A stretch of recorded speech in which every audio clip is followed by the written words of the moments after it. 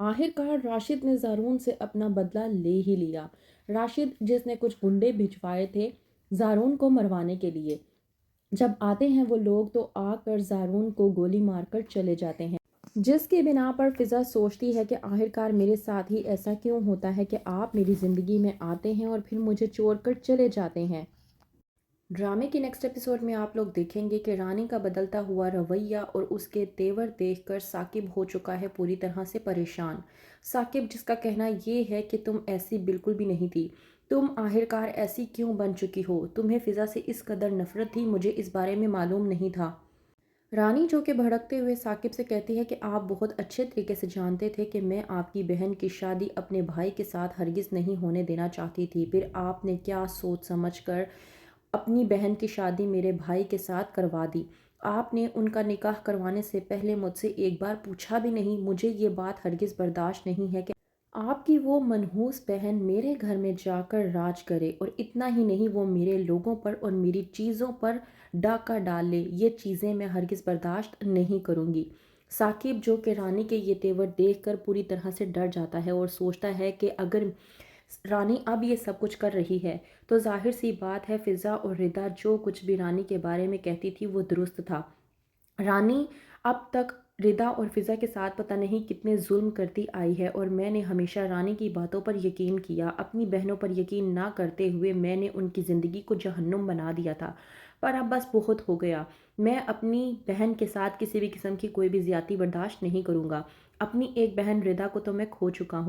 अब एक दूसरी बहन मेरे पास बची है फ़िज़ा, उसके साथ मैं तुम्हें कुछ भी गलत नहीं करने दूंगा। तो बेहतर ये है कि तुम जितना हो सके अपने आप को कंट्रोल में कर लो, वरना तुम्हारे लिए ठीक नहीं होगा। वहीं पर दूसरी तरफ अरहम जो कि फ़िज़ा को कॉल करता है। शहनाज जो कि इस बात को लेकर परेशान होती है और कहती है कि मैं फ़िज़ा से मुलाकात करना चाहती हूँ और उससे माफ़ी मांगना चाहती हूँ। अरहम अपनी वालदा की हालत देखकर बर्दाश्त नहीं कर पाता और फ़िज़ा को कॉल करके कहता है कि तुम एक बार आकर अपनी फूफो से मिल लो, वो तुमसे बहुत ज़्यादा उदास हो चुकी हैं। इस वक्त वो बीमारी की हालत में मुब्तला हैं और बेड से उठ भी नहीं सकती। फ़िज़ा ये सब कुछ सुनने के बाद भी पत्थर दिल होकर अरहम से कहती है कि मेरा उनसे क्या ताल्लुक़ वास्ता है जो मैं आकर उनसे मुलाकात करूं। इस बात पर अरहम कहता है कि तुम्हारा उनसे ताल्लुक़ है, वो तुम्हारी फूफो लगती हैं। लेकिन फ़िज़ा अरहम की ये बात बर्दाश्त नहीं कर पाती और कहती है कि बस बहुत हो गया, उन्होंने ये ताल्लुक़ खुद ख़त्म किया था उस दिन जिस दिन उन्होंने मेरी बहन को मार दिया था। मेरी बहन की कातिला हैं वो, और उन्हें मैं कभी भी माफ़ नहीं करूँगी।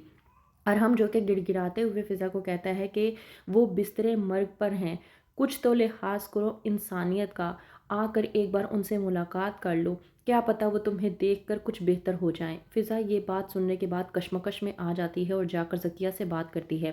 कहती है कि मैं क्या करूं। ज़किया जो कि कहती है कि तुम्हें जाकर शहनाज से मुलाकात करनी चाहिए, लेकिन वहीं पर आती है रानी और भड़क पड़ती है। कहती है कि तुम्हें कोई ज़रूरत नहीं है उस मनहूस औरत से मुलाकात करने के लिए जाने के लिए।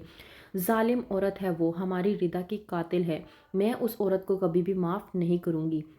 फ़िज़ा जो कि इस बात से अनजान है कि उसकी अपनी बहन को जो कि बीमारी थी ब्रेन ट्यूमर की, और उसकी रिपोर्ट्स उसके अपने कमरे की अलमारी में ही मौजूद हैं, तो कब लगेंगी वो रिपोर्ट्स फ़िज़ा के हाथ में और उसको मालूम हो जाएगा कि उसका बरवक्त इलाज ना होने की वजह ही बहुत बड़ी थी उसकी मौत की। तो क्या उसे मालूम हो पाएगा कि उसकी मौत की वजह उसकी फूफो नहीं बल्कि उसकी अपनी भाभी रानी थी, और क्या साकिब ये सब जानने के बाद भी रानी को माफ़ कर पाएगा? क्या होगा आगे? मज़ीद जानने के लिए देखते रहिए ड्रामा सीरियल शिकंजा।